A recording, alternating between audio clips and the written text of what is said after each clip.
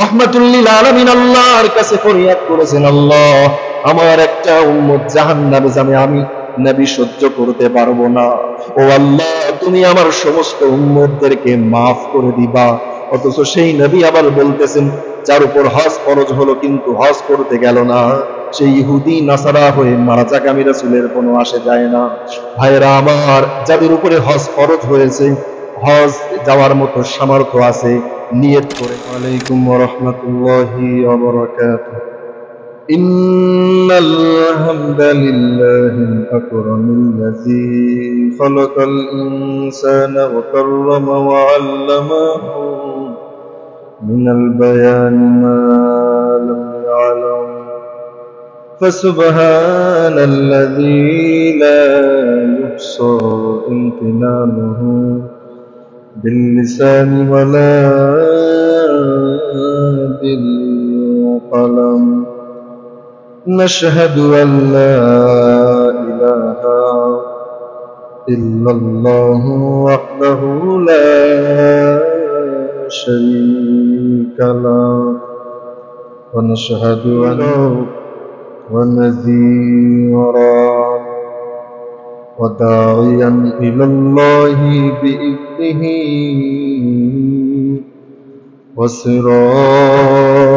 وسراجا منيرا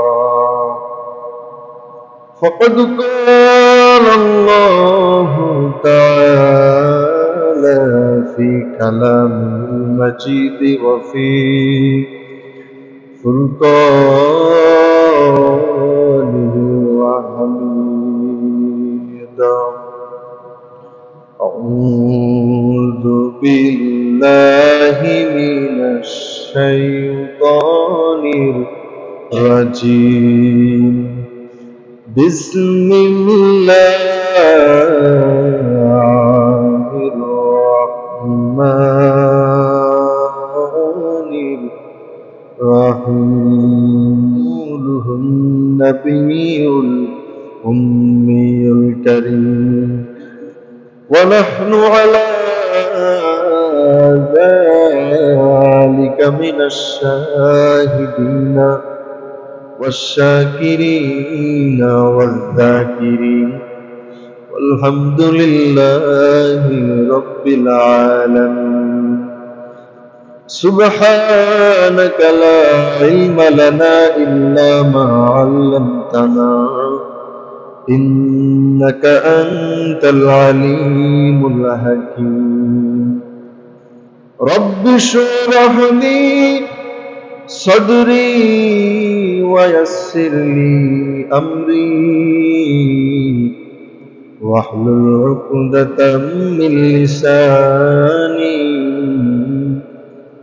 يفقهوا قولي ইসলাম ছাড়া যত ধর্মের কথা ভালো হোক না কেন সেটা আমরা গ্রহণ করতে চাই না, কারণ মনোনীত ধর্ম হিসাবে আল্লাহ তাআলা আমাদের উপরে একটা ধর্মকে নিযুক্ত করেছেন, সেই ধর্মের নাম হলো ইসলাম। সম্মানিত ভাইরা, এই ইসলামের 5টা ভিত্তি রাখা হয়েছে। যদি কাউকে মুসলমান বলা হয়, পরিচয় দেওয়া হয়, তার ভিতরে 5টা জিনিস অবশ্যই থাকবে। কয়টা জিনিস বলেন? 5টা জিনিস।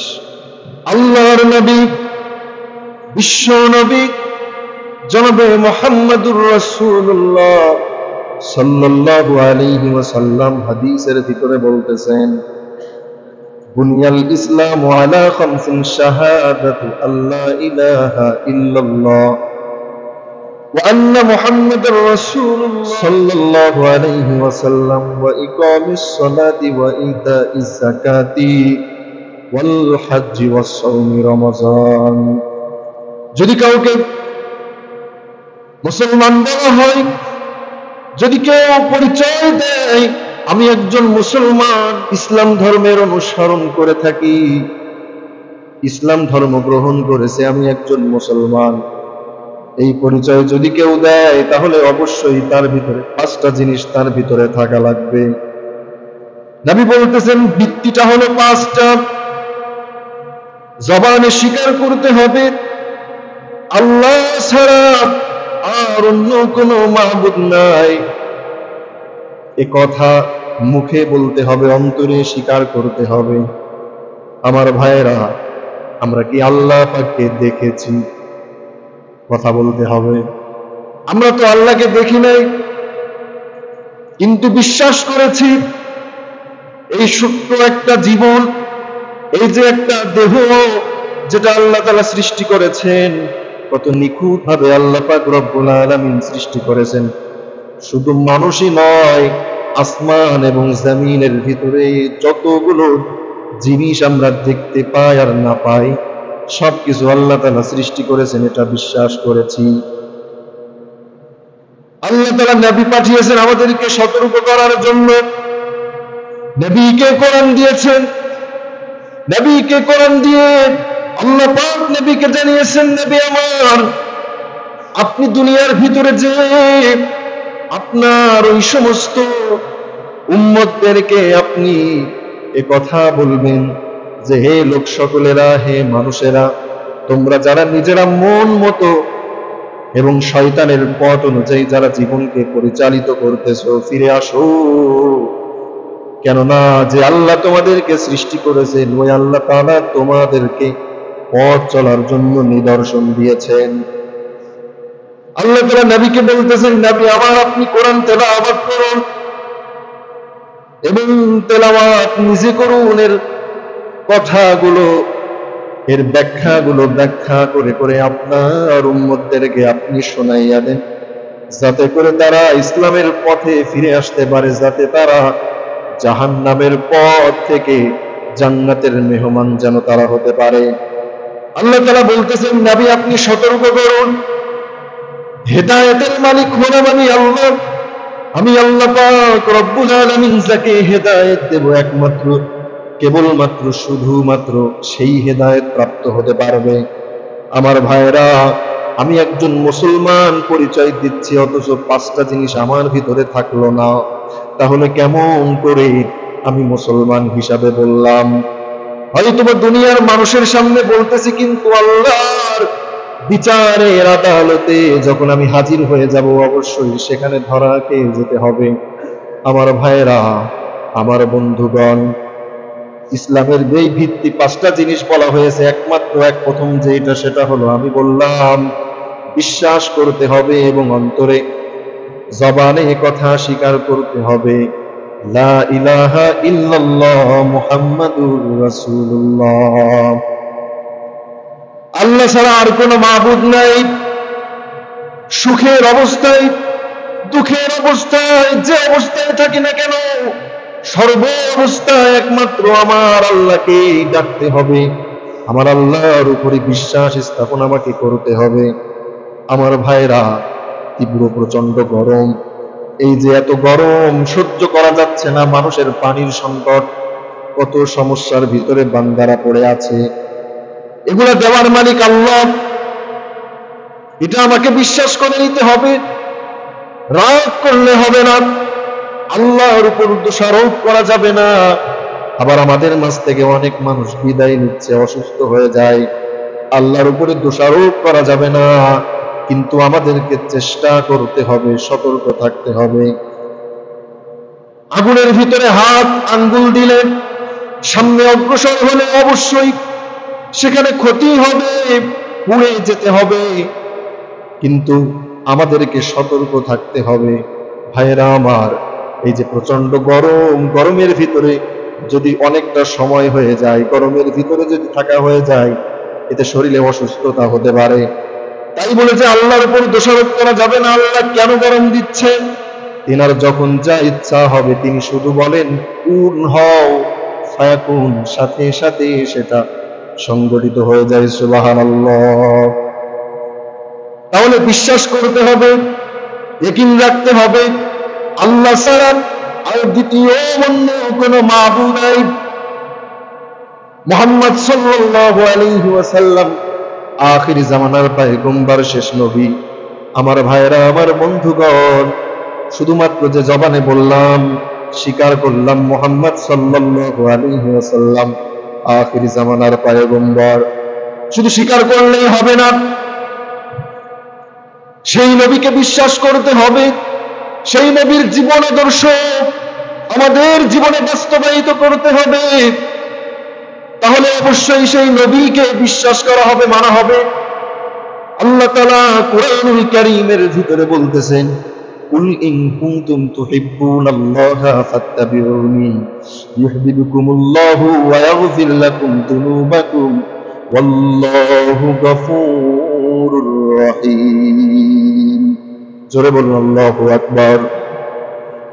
আল্লাহ তাআলা বলতেছেন, নবী আমার, আপনি আপনার উম্মতদেরকে কথা জানিয়ে দেন, আপনার উম্মতেরা যদি আমি আল্লাহর ভালোবাসা অর্জন করতে চাই, আপনার উম্মতেরা যদি চায় সর্ব অবস্থায় আল্লাহর পক্ষ থেকে আমার উপর যেন মদত আসুক, সর্ব অবস্থায় আল্লাহর রহমত যেন আমার উপর পতিত হোক।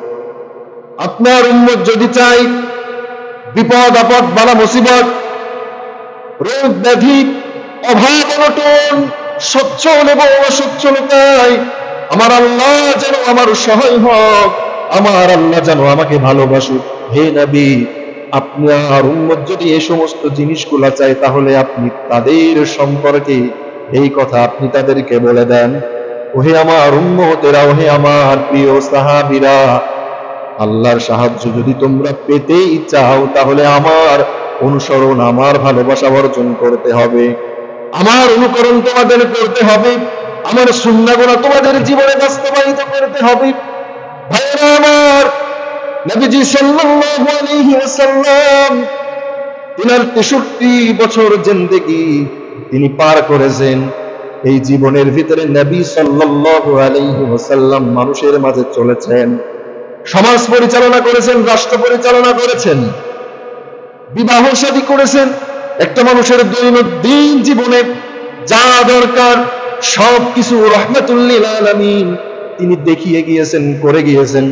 আর উম্মতদেরকে সেগুলা বলে গিয়েছেন, আমার উম্মতেরা, আমার জীবন আদর্শ যদি আমার মতো করে যদি তোমরা তোমাদের জীবনে বাস্তবায়িত করতে পারো, আমার আল্লাহ রব্বুল আলামিন তোমাদের উপর রাজি খুশি সন্তুষ্ট হয়ে তোমাদেরকে জান্নাতুল ফেরদাউস দান করবেন। সুবহানাল্লাহ। মুসলমান যদি আমি আপনি পরিচয় দিতে চাই, তাহলে অবশ্যই এই 5টা জিনিস আপনার আমার মধ্যে থাকতে হবে। 1 নাম্বার হলো আল্লাহকে বিশ্বাস করতে হবে, নবীকে বিশ্বাস করতে হবে, জবান দিয়ে স্বীকার করতে হবে। আল্লাহকে বিশ্বাস করার সাথে সাথে নবীকে বলতেছি, নবী যে শেষ নবী, এটা বিশ্বাস করলে হবেই না, নবীর জীবন আদর্শ আমাদের জীবনে বাস্তবায়িত করতে হবে। ওয়া ইকামিস সালাতি, নামাজ কায়েম করতে হবে। ওয়া ইতাইজ যাকাতি, যাকাত আদায় করতে হবে।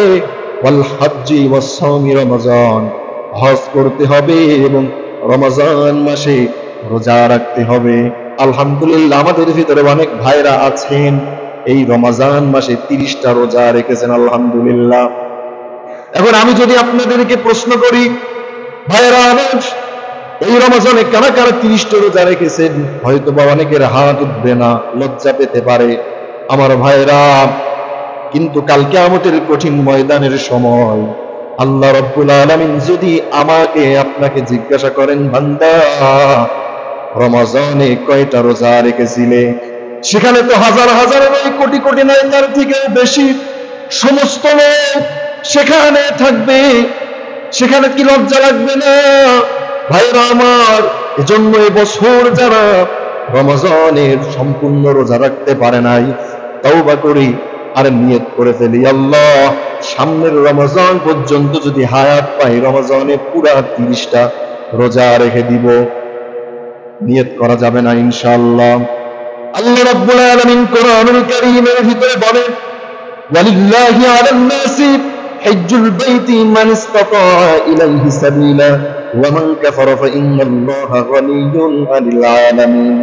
মানুষের মধ্যে যার কাছে বাইতুল্লাহ পর্যন্ত যাবার সামর্থ্য আছে, আল্লাহর উদ্দেশ্যে তার জন্য বাইতুল্লাহ পর্যন্ত যাওয়া ফরজ। আমার ভাইরা, আমি হজের কথা বলতেছি।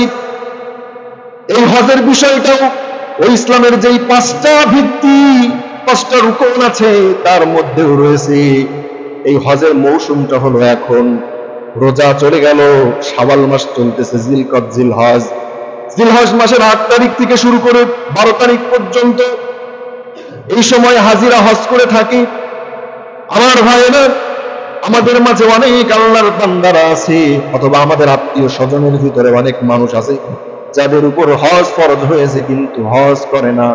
আল্লাহর নবী, বিশ্ব নবী জনাবে মুহাম্মদুর রাসূলুল্লাহ সাল্লাল্লাহু আলাইহি ওয়াসাল্লাম এক হাদিসের ভিতরে বলতেছেন, যার উপরে বাইতুল্লাহ পর্যন্ত যাওয়ার সামর্থ্য থাকলো কিন্তু সামর্থ্য থাকা সত্ত্বেও বাইতুল্লাহে গেল না, হজ করলো না, সে ইহুদি নাসারা হয়ে মারা যাক, আমি রাসূলের কোনো যায় আসে না। কত বড় কঠিন কথা নবী বললেন যে আমার সাহাবী, আমার উম্মতেরা ইহুদি নাসারা হয়ে মারা যাক, আমি রাসূলের কোনো যায় আসে না। অথচ যেই নবী উম্মতের জন্য এত কষ্ট করেছেন, এত মার খেয়েছেন, রহমাতুল লিল আলামিন আল্লাহর কাছে ফরিয়াদ করেছেন, আল্লাহ আমার একটা উম্মত জাহান্নামে যাবে, আমি নবী সহ্য করতে পারবো না, ও আল্লাহ তুমি আমার সমস্ত উম্মতদেরকে মাফ করে দিবা। অথচ সেই নবী আবার বলতেছেন, যার উপর হজ ফরজ হলো কিন্তু হজ করতে গেল না, সেই ইহুদি নাসারা হয়ে মারা যাক, আমি রাসূলের কোনো আসে যায় না। ভাইরা আমার, যাদের উপরে হজ ফরজ হয়েছে, হজ যাওয়ার মতো সামর্থ্য আছে, নিয়ত করে নি। এটা ফরজ কাজ, আল্লাহ তাআলা কোরআনের ভিতরে বলতেছেন, আমি আয়াত আপনাদের সামনে বলেছি। ভাইরা আমার, এরপর আরেকটা বিষয় হলো সালাত কায়েম করতে হবে, যাকাত দিতে হবে।